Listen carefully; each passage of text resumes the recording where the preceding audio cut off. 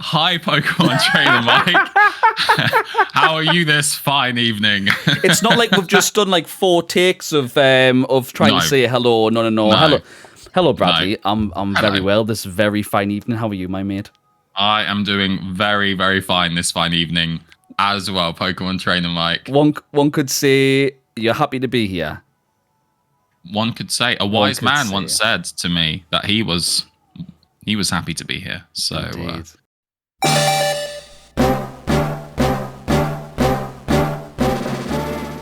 And welcome. It's good to be back. It is good to be back. Welcome everyone to another PokeCast with Brad _ and Mike _ Hope you're well. Thank you for listening. Before we start, can I just take a moment that if you whatever platform you're listening on right now, if you're watching us on YouTube, if you're listening on Spotify, Apple Podcasts, whatever the interaction button is, if you enjoyed today's episode, please consider smashing that like button, hitting the follow button, rate the podcast, whatever it means. Whatever interaction you do to our podcasts, it just helps the algorithm pick it up and fly it away, right? Any interaction is amazing. So have a quick look now, smash the like button, would massively appreciate it. Thank you.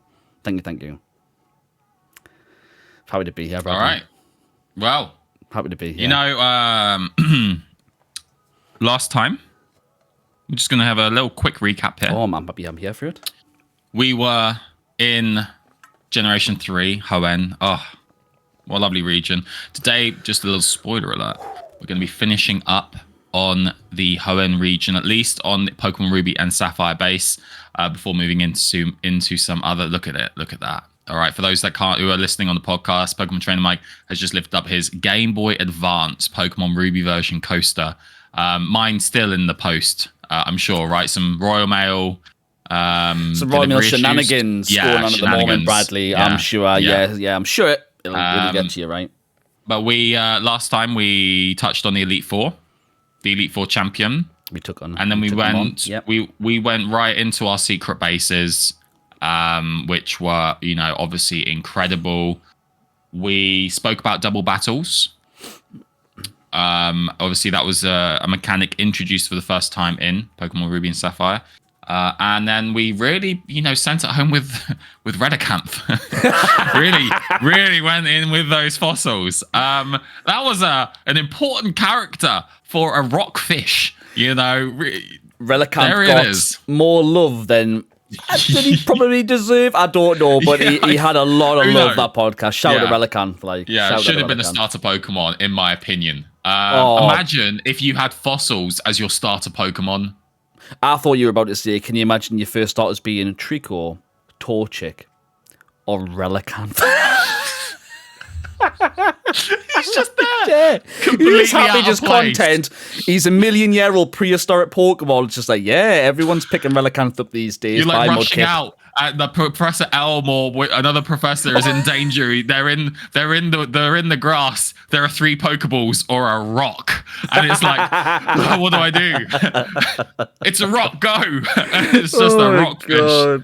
Regirock just flopping there on the floor. That Puchena Zigzagoon just. They don't know what to do. They're fearful, Would have to get rid of the Mudkip line would be sidelined, and I would be very sad. So we can't have that. Can't have that. Can't do that.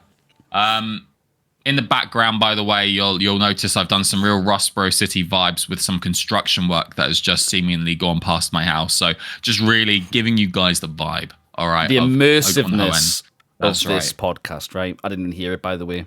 No. Well, Pokemon Trainer Mike, we do have to pay the bills. Straight ahead, I love it, mate. We do have to pay the bills. So today's sponsor is, of course, some would call him Grandpa Berry. That's right. It is the Berry Master is today's sponsor. So if you need any held items, that's right, those berries that you have been storing in your inventory for that rainy day that never came, and you ended the game with 67 berries just sitting there without ever being used. That's right, head on down to the Berry Master on Route 123. That's right, 123. And mention the PokeCast with Brad and Mike to get a choice of 3 berries. That's right. Okay, I've got to read. Is this really in the script? Are we? Do I have to? Yeah. Right. No, that's in the terms and conditions. No, so, go for it.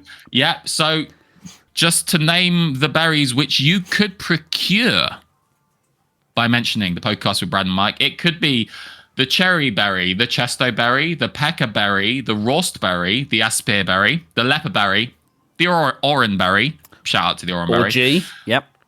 The person berry, lumberry, citrus berry, even better. OG berry there. Figgy berry, wiki berry, mago berry, aguave berry, igapapa berry, raspberry, bluckberry, nanapberry, wapirberry, pinapberry, pomegberry, kelpsieberry. You think we're stopping? No, we're committing. That's right. We've got the qualat berry, the hondu berry, the greppa berry, the tomato berry, the cornberry, the magost berry, the rabuta berry. Yep, the rabuta berry, obviously. The nomel berry, the liachi berry, the ganyon berry, and finally, the salak berry. That's right. Go down to the Pokeberry Master on Route 123. Mention PokeCast Brad and Mike for your choice of 3 berries. Shout out to the Berry Master. Was my mic on, or do I need to do that again? You were loud, crisp, and clear, mate. That was a beautiful sponsor that we've done now, and that we will never mention again during the stream. Okay, all right. That's right. 7 minutes in of a sponsor. I mean, why not? Throwback to episode 2 where we had to read a script where we were. We were advertising a 1 million Pokemoney bicycle. That's right. Well, mate, in the entirety of that sponsor, very rude of me, by the way. Me watch was doing something. I took a phone call. I was sorting out my Pokemon cards there. Yeah, that was incredible, mate. Incredible. There we go. There we go. So this is now Bradley, if I may. This is now episode 3. Of our adventures through Hoenn. It is. Episode 3. We told you we were going to lock in on Hoenn. We did say that. And what a joyous journey it's been so far, mate. And where are we going next, mate? Where are we? So we finished off with the champion and various other legendaries through the Regis and finished with Relicanth, as we've already said. Yeah, a legendary in his own right. Yes, he is. He's got a beautiful illustration rare card in one of the latest Scarlet and Violet sets, by the way. Beautiful card. He does. What I will say is we are now actually, I think it's happy episode 5. It is! Hey! Oh, mate, you know what that deserves. Hang on. Oh, here we go. Here we go. The first of the podcast.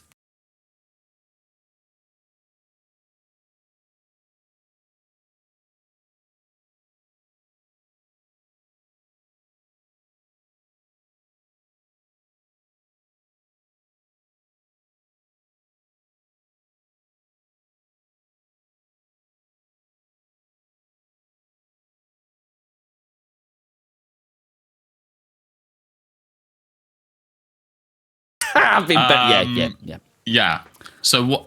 I really want to go into a couple of things here, right? Okay. So if you guys have been listening, obviously we're sort of encroaching rather on the sort of final parts of our Hoenn journey. I really there are some things in ORAS we're going to be obviously coming back to. One of them in particular is going to be the OST, where we are going to listen to some of Brad's incredible takes on the Gen 3 soundtrack so as to just not get copyrighted by Nintendo. I don't even know if we can say Nintendo. Can we even say their name? We might have to blurt that out.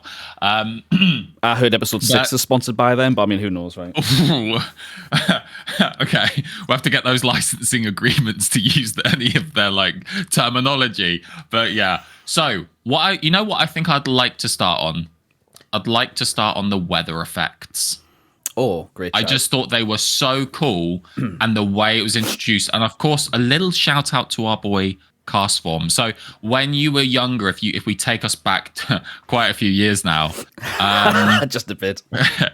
I think the very first thing that we saw was the pendant on the version that we got. Now, Emerald, I'm not sure, because if you were in Ruby, you would be seeing harsh sunlight early on. And if you were in Sapphire, you'd be getting a lot more rain events. So instead of it being it's a sunny day, you'd be getting it's raining. I think, I'm not 100% sure. I would love to get confirmation on that. But regardless of either or, what was your first reaction when you saw the rain coming down on Route 102 or 103? Well, it was lush, because what I didn't realize what would happen when you do that is when, if you selected, when you're in a battle and it was raining, for example, obviously it improves the power of water type moves. It improves the accuracy of moves like Thunder and things like that. I think okay, sorry, I'm just going to have to stop you. Your first experience of rain, and you're like, Thunder! Well, I've got Thunder on my Pikachu. No, right, okay, sorry, I'm going ahead of myself. I don't remember my first experience of the weather. The first memory that I have of it was round Fortree City, either next to the Weather Institute or after, because I think it's always raining. The Weather Institute. The Weather Institute, where you first get Castform as a gift for helping rid of Magma or Aqua, depending on which game you had. Yeah, that's true.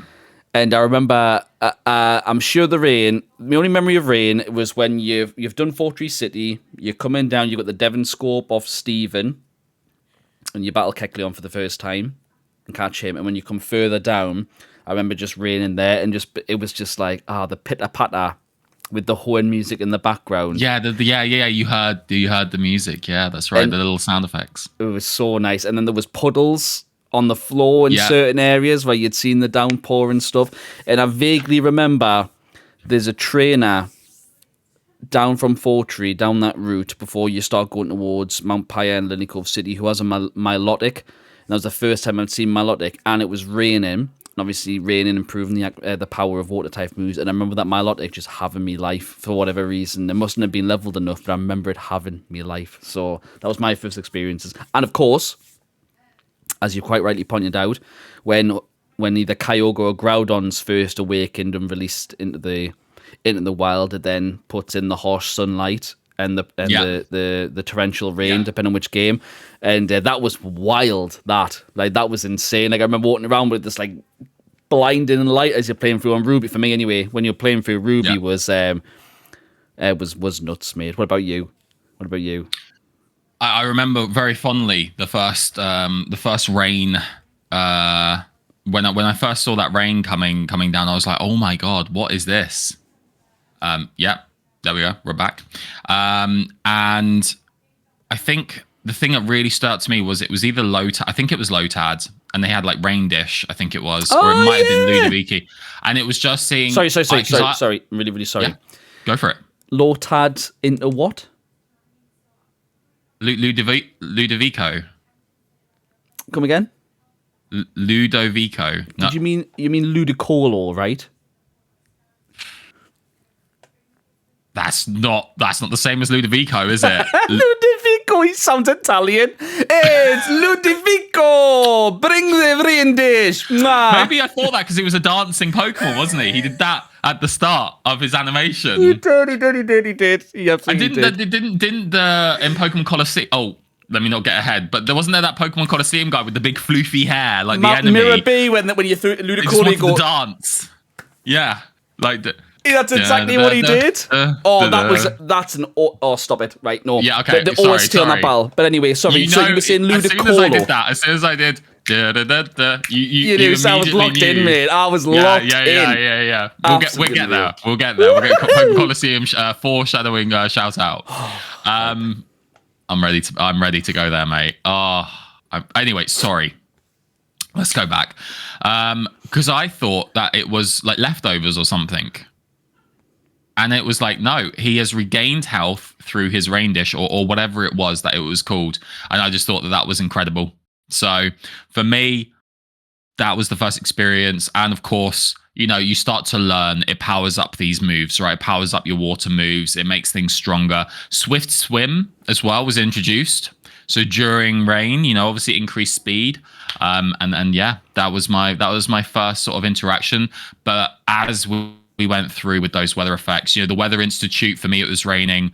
we're going to touch on Castform soon, but how amazing was it to see hail and the sandstorm? I know that wasn't a weather effect, but hail, wasn't that incredible? Sandstorm was. Sorry, while you were talking through there, I had to double check what it was called. I couldn't remember if it was called Rain Dish or not, and it absolutely is. Rain Dish. When rain dances in effect, Ludicota recovers 1/16 of its max hit points. Shout out to Cerebi, not by the way, where we got that information from. Cerebi done that. Yeah. Great, wonderful, wonderful people. So Sand was, because if you remember, from Morville City, when you go north, you had to get the go-go goggles off your rival to be able to go into the desert, right? And it was a sandstorm there, etc. Right? That was right. So I forgot about that. We would see. Wouldn't we see random Shelgons? That no, it wasn't Shelgons. It was Trapinch was out that way. Trapinch, great. Yeah. Oh, Trapinch. Vibrava and Flygon, great Pokemon. Oh, Flygon, by the way. Oh. Could have been, might have even potentially should have been a legendary in his own right. What an incredible Pokemon, by the way. Should have had a Mega Evolution in Oras, in my opinion. Yeah. Should have had a Mega, but they really didn't learn though with the typings, did they? Because they were like, okay, well, we got Dragonite, which if you use basically throw a snowball at him, he's fainted. And they thought, you know what we need? We need a ground dragon, where again, throw a snowball at him and he will just faint. Exactly. It's the weirdest ability as well, levitate, for a ground dragon. I'm sorry, but, he could have had something a bit cooler. Lunatone and Soul Rock with it, but... I feel like I need to know his hidden ability now while we're talking. What was he did have a hidden ability, that's right. Let me bring it up. I've got it here. Flygon, where is he gone? I've just seen him. Flygon. Also, wasn't... No, they don't. Flygon does not have a hidden ability. He just has a levitate. There you are. Did not know that. The Mystic Pokemon. Wow. Wasn't in the desert where you fought Regirock. Am I making that up? Was Regirock in the desert? No, it was the two fossils. Oh, was he?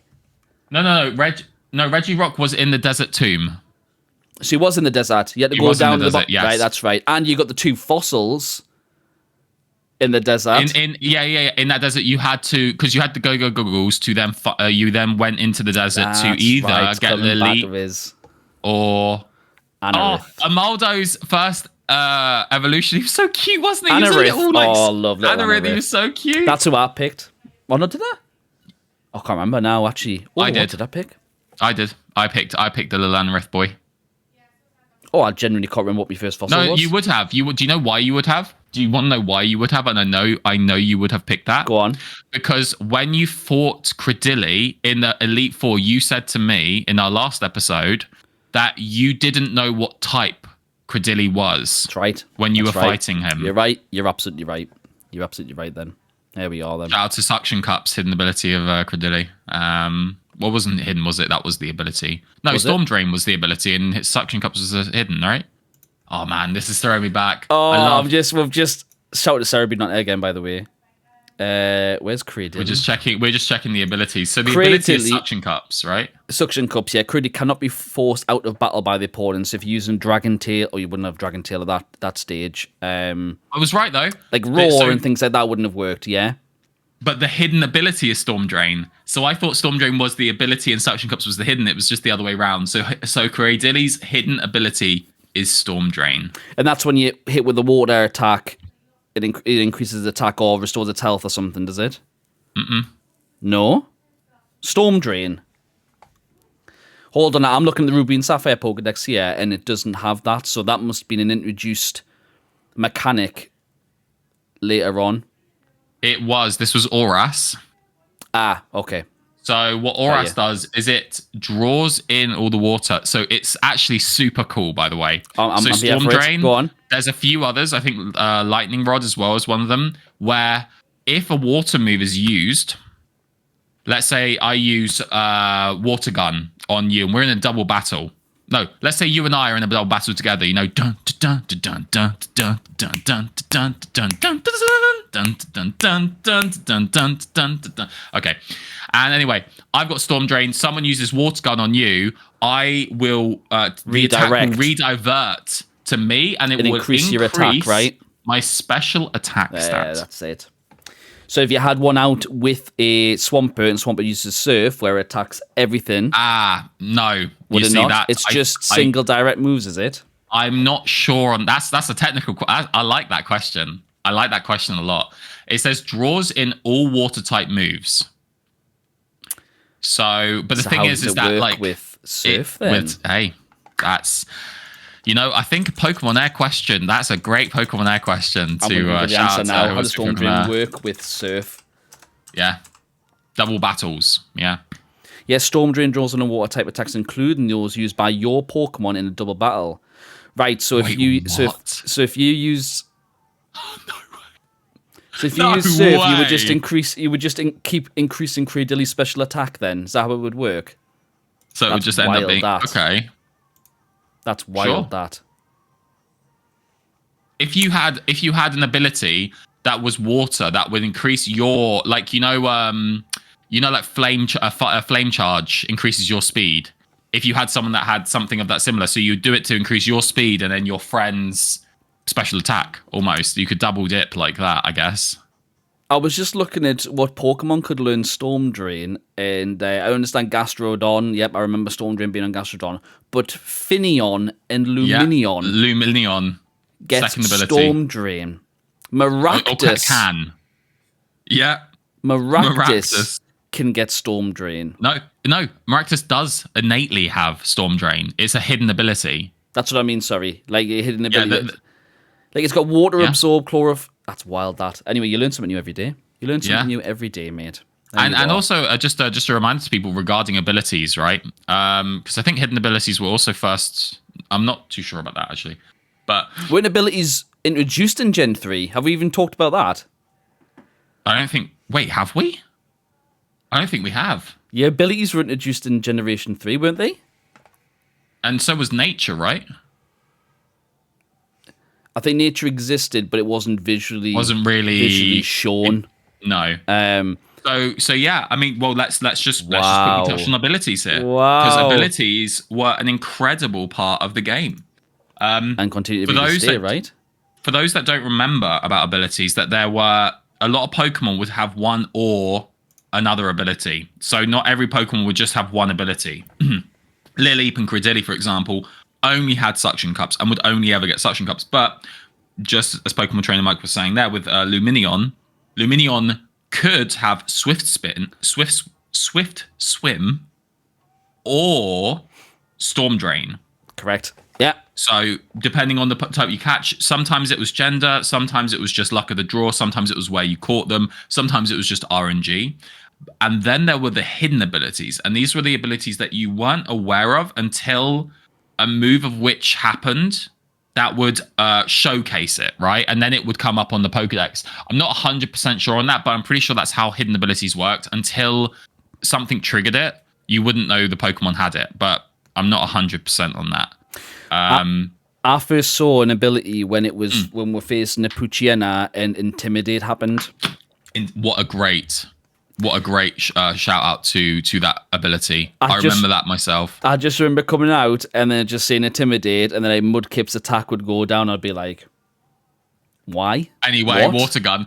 But back then, do you even remember? Do you remember realizing what was special attack and attack? Like, do you remember like knowing? Because I didn't know. I was like, oh no, all my moves have gone down. You know? No, this was a generation I did learn that though, because I remember Groudon, who's obviously natively I think he's a special, more of a attacker rather than special. But he had like Fire Blast and all like special type moves. And then it wasn't until we're going to Pokemon Coliseum here again. But it wasn't until like that time where I realized, hang on a second, he's an attacker. So I swapped it out for like, I think it might be in Fire Punch. If that was a move you could could you learn Fire Punch? You might not be able to. But it was giving him more physical related attacks anyway. So man, this game changed. This game literally changed how all games were going to be in the future. Double battles, that's used for VGC and competitive to this day. Abilities, which are just continuing to evolve over time. Berries that are continuing to evolve over time. Literally, staple point of how the franchise goes moving forward. Like, God, good Lord, man. I love Hoenn, man. You know, and just a real nice moment to take in that we get to exist in this time. Like, we get to have we get to experience Pokemon, and we were part of the original. You know, it's just a beautiful adventure, mate. It really has been. Man, I just want to jump around so much right now, but we've already been jumping around so much. So yeah, we had some fantastic abilities. One of them was the one that I will always remember, and it was on Lantern. And it was, I forget what the ability is called, where it nullified. I think it was Lightning Rod, but I was there like, that's a water Pokemon. So I use Thunder, and it's like, obviously, first of all, it's not effective anyway because he's electric. But there was another Pokemon as well that had it. There was it was Seeking. I swear on my Keep my talking. little, I'll look. Keep talking. I'll look. There is a Seeking out there that has Lightning Rod. I guarantee you. I just don't know which generation it was from, but I remember using a Thunder move on that Seeking, and that Seeking did not, and it came up with the text. Where was it, Pokemon Trainer Mike? It wasn't Generation 3. It wasn't Generation 4. Seeking. From Generation 5 onwards, he absolutely did. Seeking's hidden ability was Lightning Rod. Thank you. I'm not crazy. It did happen. Another one that comes to mind was Rhydon had Lightning Rod. I remember having a double battle, and I was talking. I was, I've got him, and then it was like Lightning Rod, Earthquake, destroyed. I'm so sorry, Pokemon Trainer Mike, but who goes into a fight against a Rhydon and goes, you know what I'm going to use? I'm going to use an electric ability. Let me give context. Okay, double battle. And I was fighting, it was like another water type Pokemon on the other side, and I'd used an electric attack, obviously, to knock out that, and the Lightning Rod happened, just to be clear. I didn't go, oh, there's a Rhydon, right, time for a Thunderbolt that's going to do absolutely nothing. Oh, man.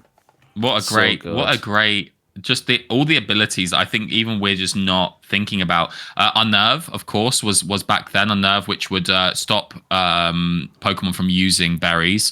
You had, but there was a really important one, which was, I think it was Shadow Tag. I don't remember what it was called. I knew you were going to say Shadow Tag. I'm not even joking. Wobbuffet had Shadow Tag and various other ones. Yeah, stop you from fleeing. I genuinely was going to say Shadow. I don't know why that, but yes, Shadow Tag. For those that are listening, this is the chemistry of a 12-year brotherhood. Oh, mate, the rawness in that. I love it. The other one, I think we touched on this in episode 3 when we were going through the gym leaders, but Tront is an ability that immediately comes up with slacking. Yeah, not a very nice one, but it comes to that is almost as bad as slow start. And Regigigas. Yeah, indeed. However, there was in a double battle, there was a Pokemon ability which negated all other Pokemon abilities in the stage. And I don't remember what it was. It wasn't Airlock, was it? That was for weather effects. But there was a ability. Galarian, I don't know if it was that far back. I might be wrong, but I know Galarian Weezing, introduced in Generation 8, has an ability called Neutralizing Gas, that when he went under the field, all abilities would be negated. None of other ability. Neutralizing Gas. Yeah, you're right. Yeah, so here's a few things, just to shout again, just abilities here, guys. We got Airlock and Cloud9, nullified Weather. Scrappy, Full Metal Body, White Smoke and Clear Body, nullified Intimidate. That's right. Neutralizing Gas, nullified all abilities. And so I think, like you said, though, that was very... Late on. It was Generation 8, right? Yeah. Sword and Shield hype! Sorry. Which I'm playing right now. That's a little bit farther away. I'm also playing Heart Gold right now as well, but we'll talk about that. I thought it was Mold Breaker, but Mold Breaker didn't. It just prevented, it stopped another ability that would stop moves, right? And things like that. Right. So, unreal, mate. Unreal. Anyway. But I remember going back to the original part when we saw Castform for the first time. I remember getting Castform after you do the Weather Institute. You got Castform. You're like, oh, this is cool. Yeah, all right. But then I remember having it out, and it must have been It must have been in a sunny day situation because I remember seeing oh, no, it definitely wasn't. It was the rain one because I remember using it and it was like, and then it had the rain drop on its head and I was like, eh? What? Do you remember the animation as well where it would go in itself and then come back out? Pixelate back, and it's got like the thing on the top, man. It was just crazy, man. What a cool Pokemon. Certainly when you bring in Weathers, you bring a Pokemon that just encompasses all around it, man. We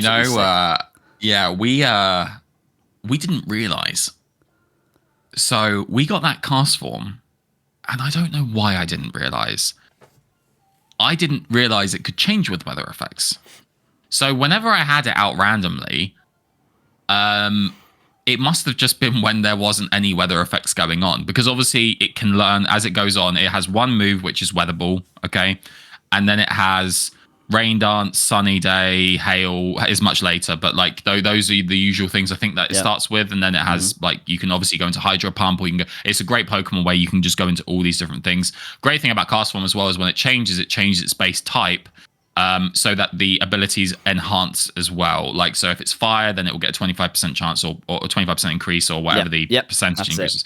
But I didn't realize this when I was a kid the first time I was playing it. So I was like, oh, this is kind of useless. And dude, the first time that rain was out and for whatever reason Castform, and I was like, what? It's a water droplet. Like, oh my God. And then I used Weather Ball.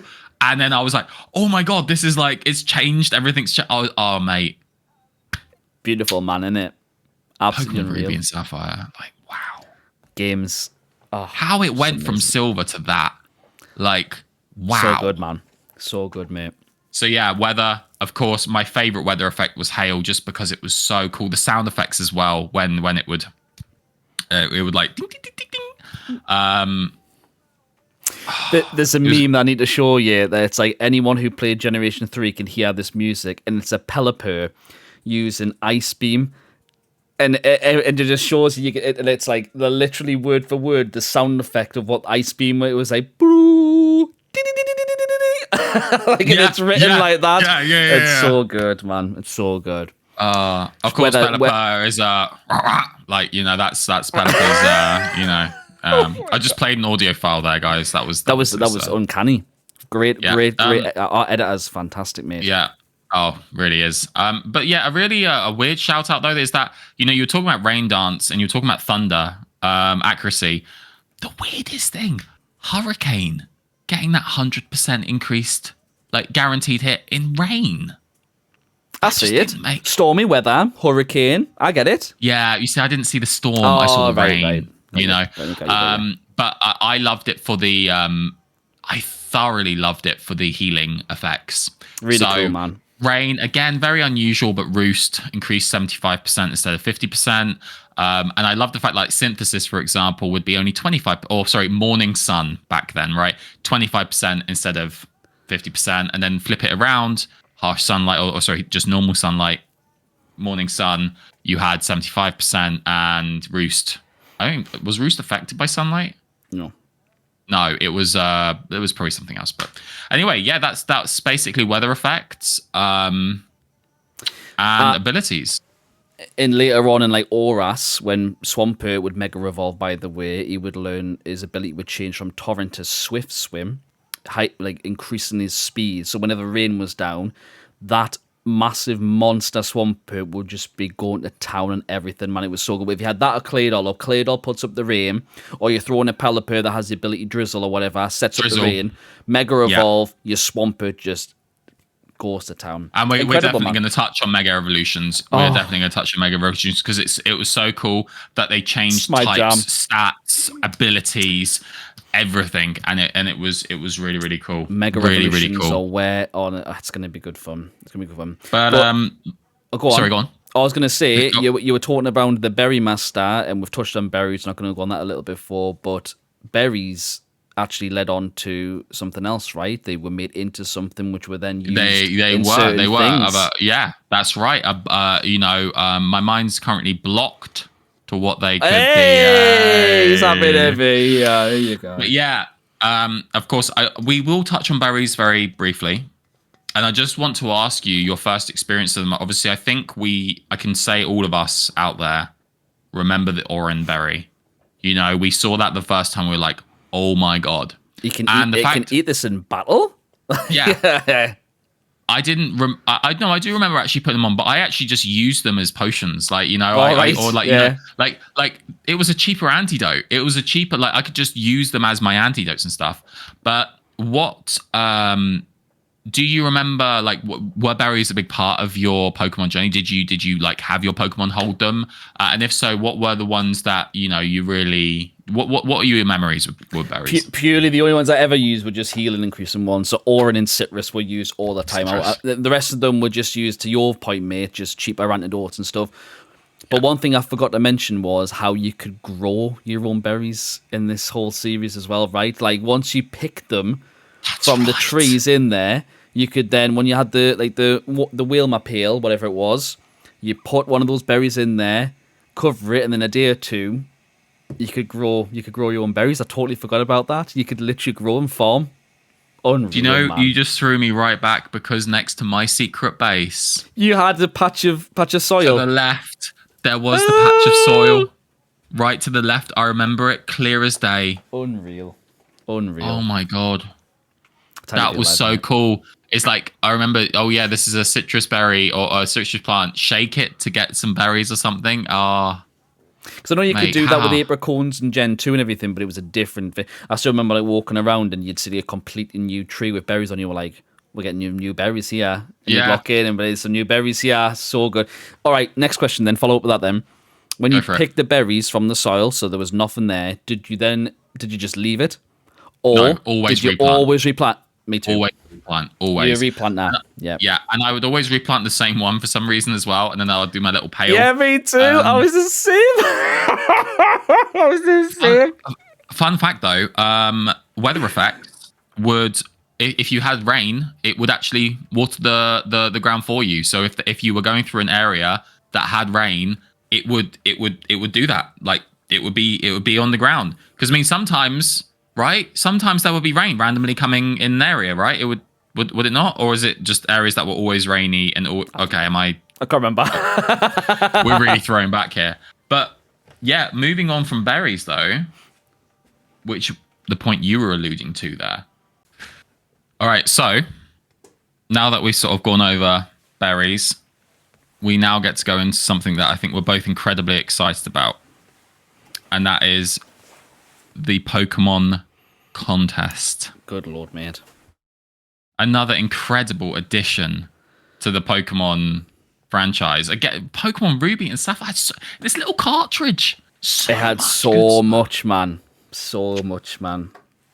And before we actually no, we'll go on to the Poke Contest because the blocks did something which helped specifically for the Poke Contest. So Pokemon Train, like, what was the Pokemon Contest about? For those that don't know, those that are listening that are like, what's the Pokemon Contest? What was the Pokemon Contest about?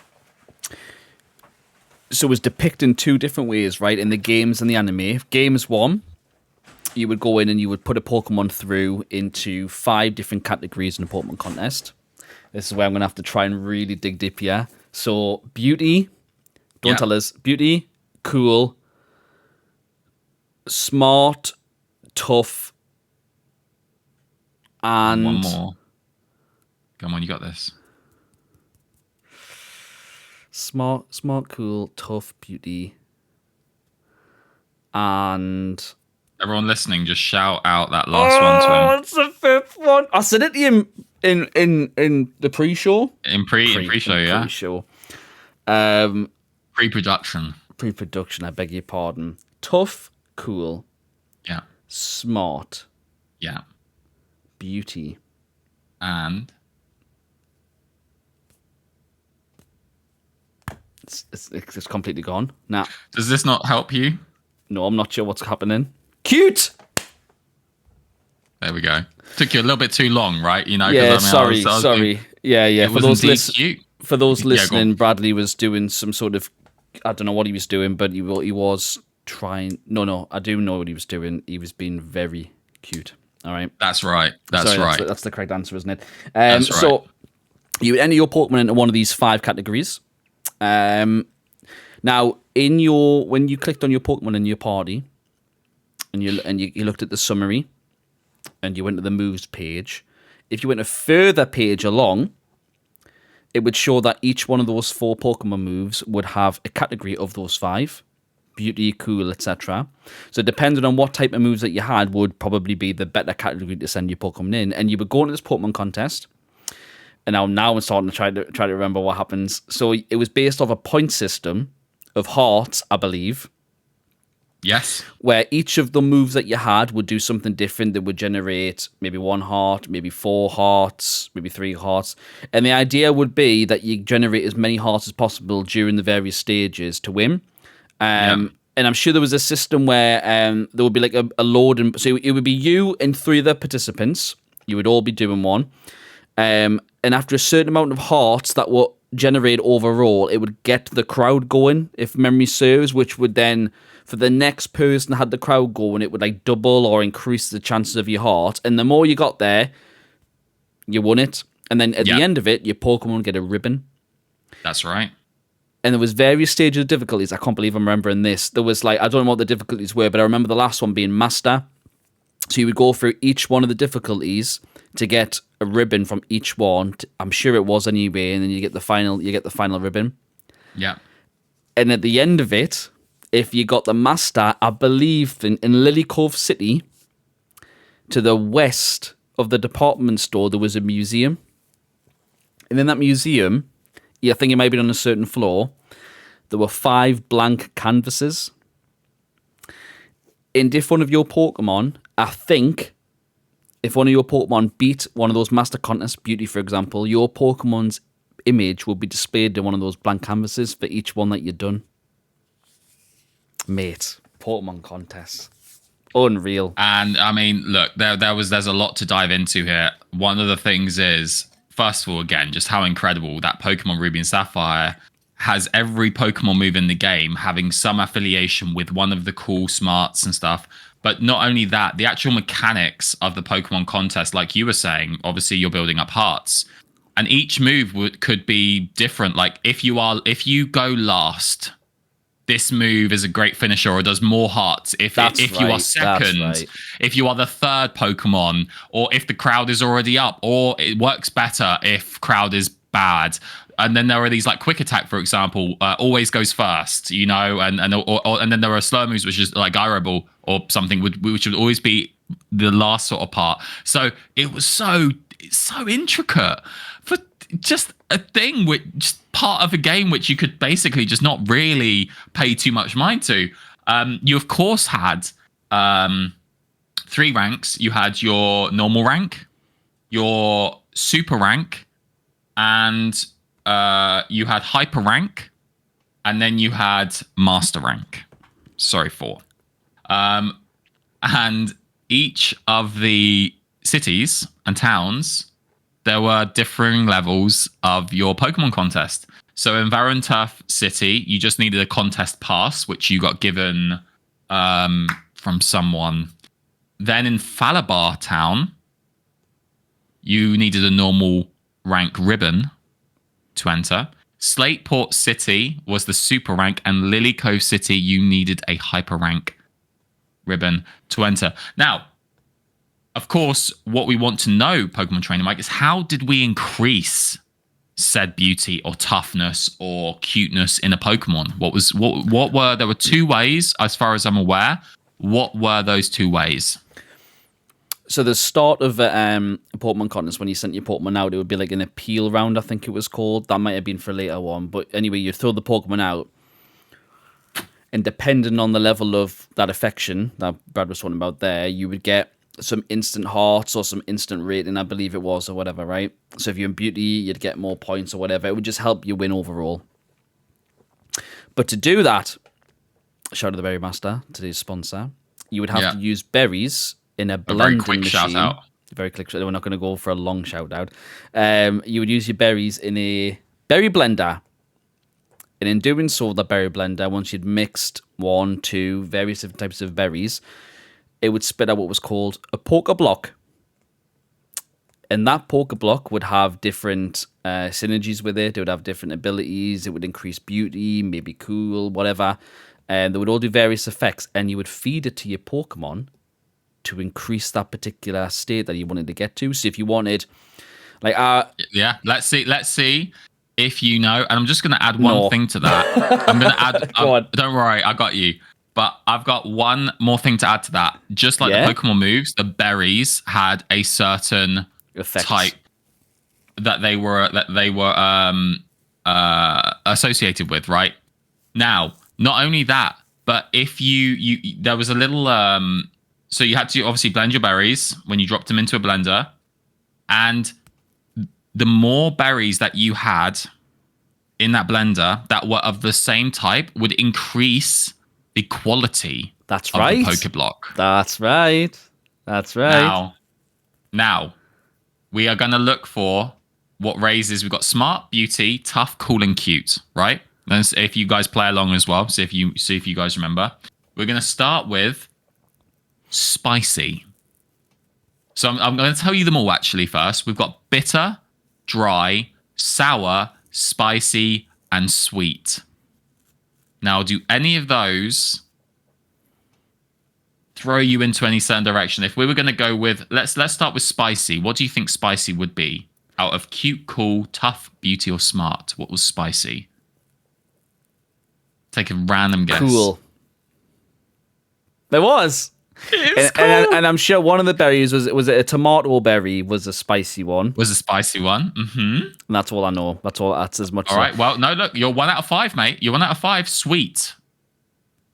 What does your gut say? Sweet. Cute. Yeah. Boom. 2 out of 2 so far. We've got 3 left. We've got bitter, dry, and sour. For tough, for smart, and for beauty. I mixed those around, don't worry. So we've got bitter, dry, and sour. So let's go with sour. I swear, it's going to be a bit difficult. Tough? Yes! No, that was a guess. 3 for 3. Sour was tough. You have now got bitter or dry. Okay. So let's go with bitter. Is bitter smart or is bitter beauty? Smart. Go with your gut. Smart? Smart. It is! Which means you got all 5. That's go. Right. Bitter was smart, dry was beauty, sour was tough, spicy was cool, and sweet was cute. And of course, when you give it the it got a bit crazy though, because the quality of the PokeBlock was not all you needed. That's how intricate the system. The Pokemon needed to like it as well, because there were certain certain natures which made it so that they didn't like certain berries. And it was specific Pokemon like different tastes of PokeBlocks. So wild, mate. It's just crazy. So good, isn't it? So yeah, and the berry blending mechanic was so much fun. It would spin with a little pointer going around, and you had to smash the A button the right time it came back round to your pointer, and especially when you were playing with 4 other people, because you could do it. You could play with other people. Right. And fun shout out when we did the last Pokemon EYC, me and Josh took both the Pokemon SPs down with a link cable, and we both did berry blending together. It was hilarious, but. It got very frantic towards the end when you're all trying to do it as fast as you possibly can. It's great fun, man. Great fun. So much fun. I remember my little Zigzagoon with his little ribbon on. I was just about to ask, do you have any notable memories of Pokemon with ribbons on that come to mind? I just remember my little Zigzagoon. I remember my little Zigzagoon going in there with running around at the beginning with the appeal contest. I think it was like at the very pre-start. I think it was. I don't remember completely.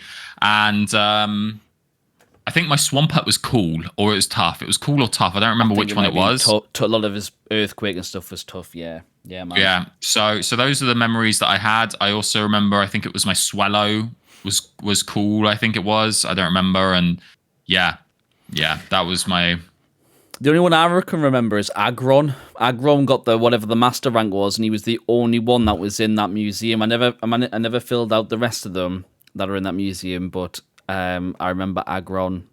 What a Pokemon! Being there. Love Aggron. So, of course, that great story about the the link cables going to Do you UIC, remember? which so good. Love the link cable, mate. Love the link but cable. to sort of finish up our Hoenn journey, we have to talk about the legendary Pokemon. Oh, beautiful. All right. We already spoke about them. We touched on them a little bit, but I want us to go backwards. I don't want us to go from the actual legendary. I want us to go backwards, and so I want us to go from the only roaming Pokemon in the game, and that was Latias and Latios. What do you remember about those Pokemon, and do you remember your interactions with them? I do. So it was versions exclusives, of course. So people who were playing through Pokemon Sapphire would have got access to Latias, and Ruby users would have got Latios. And they'll become roaming Pokemon after you beat the Pokemon League. So once you've done the Pokemon League, then they'll be roaming in the grass. Very similar to how the mechanics worked with Suicune. Suicune, yeah. No, or Suicune, yeah. Raikou and Entei. And yes, I do. I was very lucky. I remember, because when you finish the Pokemon League, you as most games, you go back to your hometown, don't you? You start again at Little Root Town, right? Yeah. So in Little Root Town, I just walked, because I've got a feeling Swellow didn't make the end team for whatever. Oh no, that's not true, because I did have Fly. Anyway, I walked up north into the Route 101. And as I was traversing through, I actually bumped into Latios for the first time, right there and then. Level 30, I believe it was. It was 50, sorry, I beg your pardon. It was 30 in Oras, and I've been 30 in Oras, but it was level 50 in Ruby and Sapphire. And I just remember being... level 40. After you beat the Pokemon League, going around Hoenn at level 40, but if you want to, in Ruby, you can find Latios and Latias, or Latias, sorry, and they can be found in the southern island if the player obtains an Eon ticket through an e-reader card.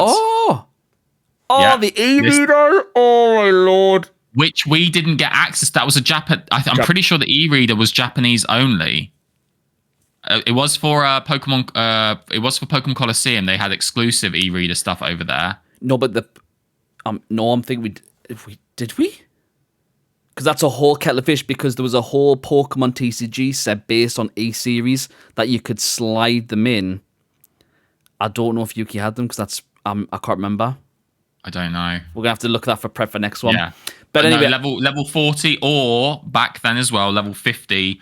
If you did get that e-reader, distributed through Nintendo Power, or by mixing records with someone who has it. Norman, that's how you would pass it around. Someone would get it. You'd mix records with the link cable, and that's how you got it. I remember getting that. Oh, wow. What a throwback. You've just took us down the whole lane. I'm fairly certain that battle didn't last long with Latios. I'm pretty sure I Master Balled it, and the rest was history, I believe. I'm fairly certain it was just a Master Ball situation with Latios. And what a Pokemon, both of them, with the signature moves that they could only learn. Latias with Mist Ball, and Latios with Luster Purge. Oh, what a move. I used to love Luster Purge. Great Pokemon. What about you? What was your first memory of the Roman Pokemon, if you had one? I just remember seeing them. I might be wrong, but I saw like little shadows when you'd enter the first area for the first time. I don't remember what it was. Maybe it was in the water area down. What was the town? The Sutopolis, was it? I don't remember necessarily, but I did get it after the gym. So after the Elite Four, I was just going around the game. I just wanted to go back to my secret hideout. The second I did that, I just want to go back to my secret hideout. And yeah, I got. I think it was Latios. I don't remember which one I got. It was because I played them both in the end, but Sapphire was what I originally played. So that was Latios. Latias. Or Latias.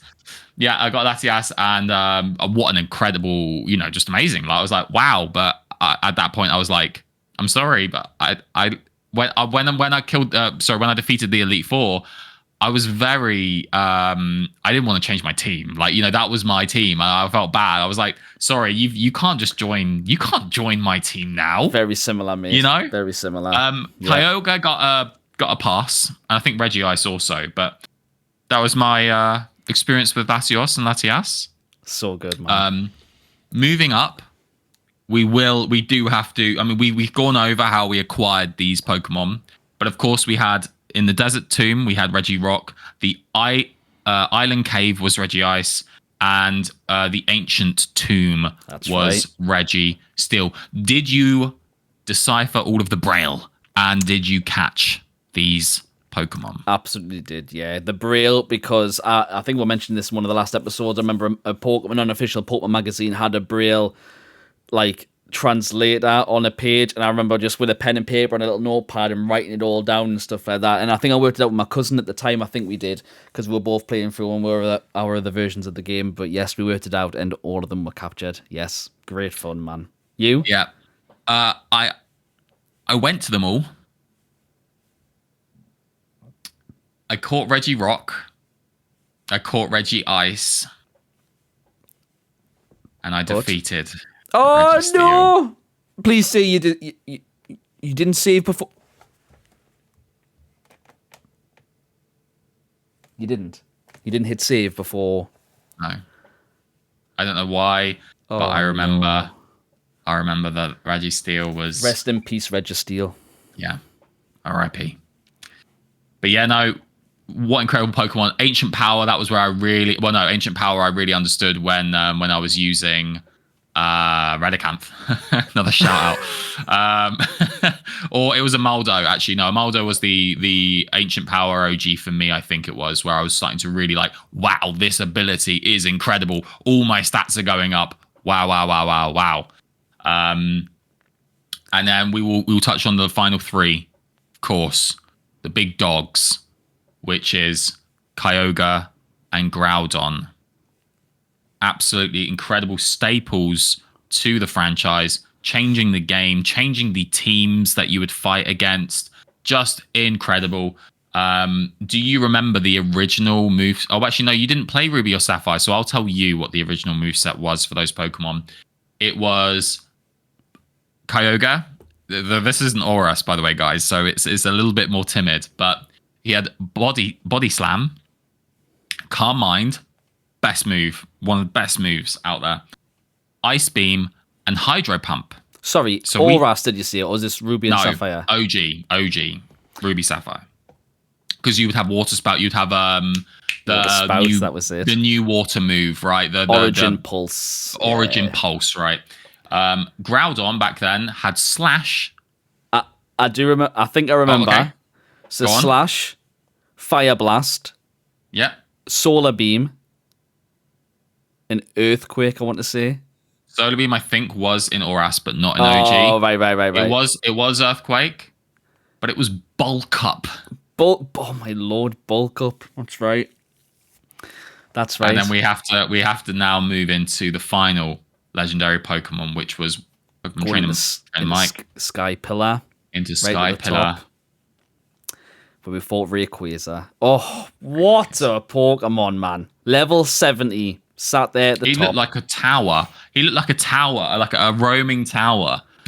When you were in battle with him. And what were this level 70, by the way? Level 70. That was Rayquaza. The Kyogre and Groudon were level 45. Oh, I'll have to scratch my head here. Right.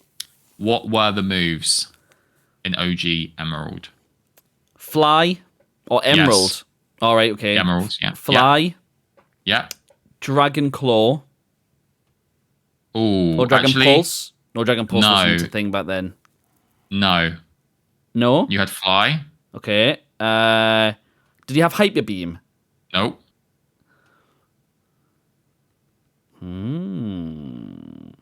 Hard pass. Not sure then.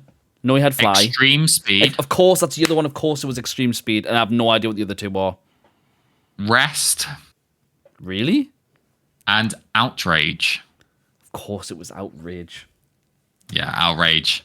Great move. 3 attacks. Then it's Confusion, right? I think it was. Great. In a fun fact, obviously in Ruby and Sapphire, you couldn't get Rayquaza till you'd beat the Elite Four. But in Pokemon... Yeah, maybe the moves I'm giving you are from Ruby and Sapphire and not from Emerald. That's cool, that's fine. But in Pokemon Emerald, as soon as Rayquaza has stopped the fighting between Kyogre and Groudon, Yeah. you could then go get Rayquaza straight away there and then, without having to do the Elite Four. Because I remember when I got my Emerald playthrough, I got Rayquaza and I put him on my team. It was very much cheating, but I had that level 70 tank with us all the way through was it the 8th gym? Or was it after the 8th gym? I can't remember, but I remember going through the Elite Four with Rayquaza and Pokemon Emerald and just destroying everything. It was great fun. Great fun. Great fun. God. What an incredible! I'm trying to find the original moveset in Emerald, but I'm having a bit of a hard time. So that's all good. That's all good. That's all good. Yeah. Do you have a first memory of Rayquaza? I remember going into that sky pillar, the music sort of being very quiet, everything just sort of going silent when I walked up, and it's just dong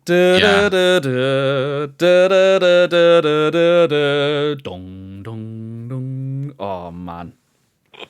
And then that Pokemon cry when I first fought it, and just the rest was history. The theme music is, by the way, the theme music for all of these Pokemon, by the way, were just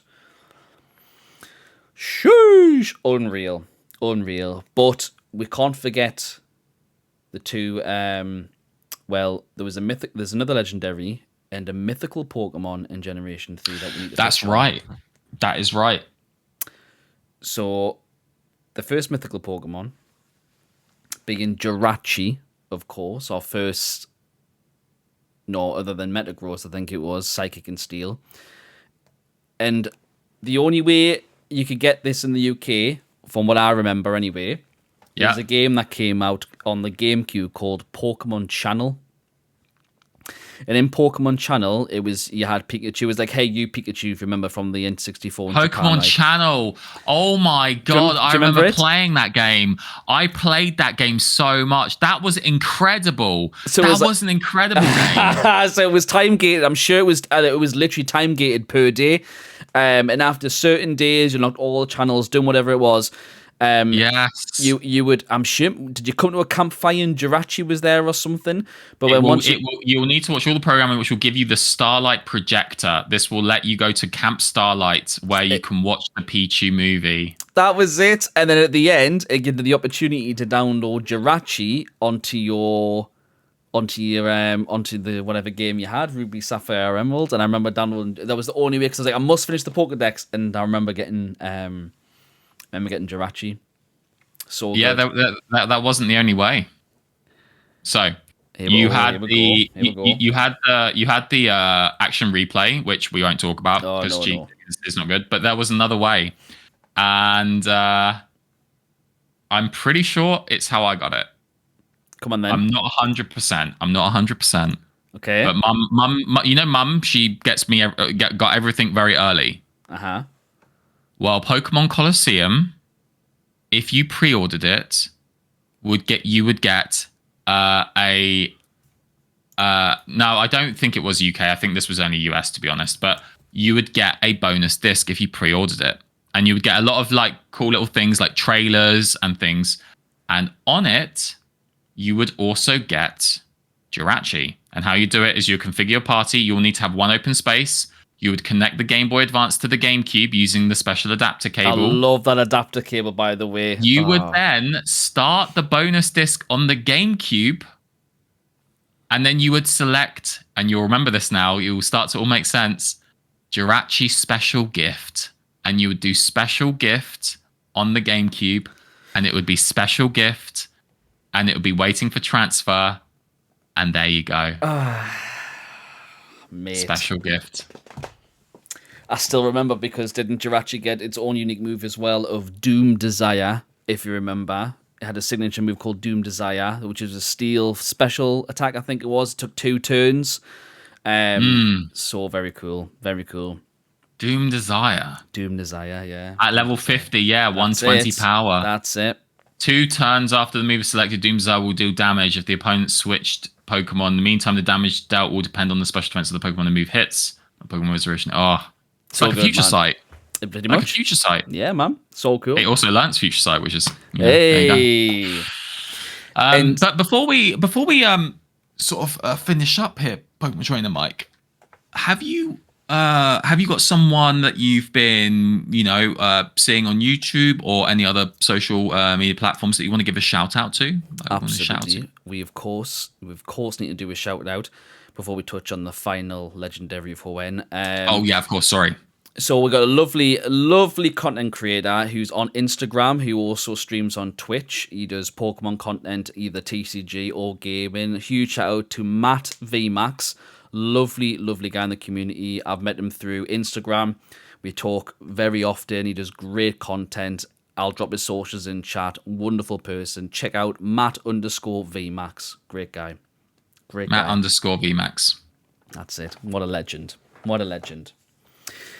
And talking of legends, one final that was lovely, mate. That was one lovely. final legendary of Pokemon Ruby, Sapphire, and Emerald.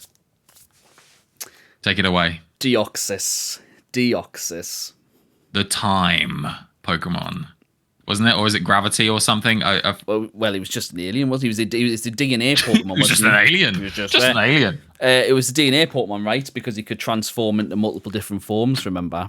I'm thinking Zikium or Kyurem in Gen 5. Yeah, that's it. That's right. Yeah. So with Deoxys, it could transform into, at the time, 3 forms. Its normal form, an attack one where it had boosted attack and lower defense. Its defense mode. Yeah. It could increase its defense. And then introduced in Pokemon Emerald, he had the speed form. Where he had no defense, no special defense, but he just had speed. He was a fast boy. Now, the only way, if I recall anyway, you could only get this from... So you couldn't get them in Ruby and Sapphire. Physically, there was no event. You couldn't get them in the game. You can only get it through Fire Red and Leaf Green. Oh, can't wait to touch on that in the next episode, by the way. Fire Red and Leaf Green in Pokemon Emerald. And you had to download to get a ticket that would take you to a... so I'm speaking of my experience on Fire Red and Leaf Green because this is where I got Deoxys from. I got mine in Fire Red. I had a good friend of mine. He went down to like an air show or something down in the UK, and they were giving away Deoxys tickets. I can't remember what the ticket was called to get Deoxys. Can't remember what it was called, but he took my game cartridge with him. Pokemon Fire Red, plugged it in, and downloaded the Deoxys ticket. And what happened was it would let you go. So in Pokemon Fire Red and Leaf Green, they introduced the Sevi Islands. So you had like Island 1, Island 2, I think it was something on those lines. And it introduced one of the last ones where you'd go, once you had the Deoxys ticket, you would walk up into this kind of like ramp into the square area. And there'd be this like black triangle in the middle, which was a puzzle, right? You had no idea, right? And you had to click on it in certain ways for it to interact. And when you hit the right one, the triangle would go ding, ding, ding, ding. Battle would start, and you would fight Deoxys there and then. I've got chills talking about this. I still remember seeing that for the first time. I remember being on my computer, and I'd come in from school because I'd gotten it back off him, and I remember sitting there, and I worked out how to do the various thing, and then all you heard was do do do, boom boom boom, dum dum dum dum dum dum dum dum dum do do dun dun dun dun dun dun dun dun. Oh, and then the theme would kick in, and there was just the normal version of Deoxys. Oh, the Deoxys theme tune is absolutely incredible. Yeah, and I remember seeing Deoxys there, and I remember later on when I had Emerald, I transferred them and I could see, and then I saw the speed version as well, which was really, really cool. Battle Deoxys. Did you? I never did, but I know I never did. It's on Birth Island, and like Birth you said, Island, that was it. And then he said Faraway Island. Raw ticket. The raw ticket through Mystery Gift and sailing there by talking to the sailor in front of Sea Gallop Ferries in Pokemon Fire Red and Leaf Green, or by boarding the SS Tidal in Pokemon Emeralds. And Ellie said Faraway Island, but I'm pretty sure that was Mew in Pokemon Emerald and Fire Red. But anyway, that's for another time. But yeah, man, Deoxys, what a great Pokemon. And a huge shout out to Pokemon Movie 7 that Brady hasn't seen yet. Destiny Deoxys, where it's Deoxys versus Rayquaza through that. Oh, mate. I'm just happy to be here, mate. It's wonderful. Oh, I love Hoenn, man. So good, mate. So good. So good. You know, it has been absolute pleasure to go down that memory lane with you. Like, for us, we've gone through 3 episodes, a 3-episode extraordinaire of everything Hoenn, Pokemon Ruby and Sapphire. And like when we turned the page into Generation 2, we will now be turning the page into the upcoming topics and generations. First of all, moving into, we have to touch on Pokemon Colosseum and Pokemon XD Gale of Darkness. And then we will be moving into Pokemon Fire Red and Pokemon Leaf Green. And we must slightly touch on Ruby and Sapphire's impact on the TCG and the anime, because so much happened. Yeah. But that'll be for another time. But incredible. But Bradley, that was another wonderful episode, mate. I get goosebumps when we start reminiscing and going around a lot of this stuff, mate. It's just lovely. But like I mentioned at the beginning of the podcast, guys, wherever you're watching us, wherever you're listening to us, please, if you have enjoyed today, smash that like button, drop us a comment. What have you enjoyed about today? Do you have any memories like we've just touched on? We'd always love to hear. We've got some great, wonderful feedback. We enjoy listening and replying back to you. So if there's anything more that you can hear of and hear, please let us know. We'd love to know. And anything else in closing, Bradley? Yeah, just to echo that, we really it's so cool to see when you guys put comments in and just share your experiences, and it just allows us to relive those times, and it's just really cool to see all these different takes and things that we haven't mentioned or things we didn't catch on, and it's just it's nice to be able to sort of reminisce and talk about such impactful things that we enjoyed when we were growing up. So good, man. So good. So that's it. Episode 5 done and dust, and we will see you in episode 6 for the next one, guys. So thank you for listening and or watching, and we will see you in the next one. Take care, everyone. Bye for now.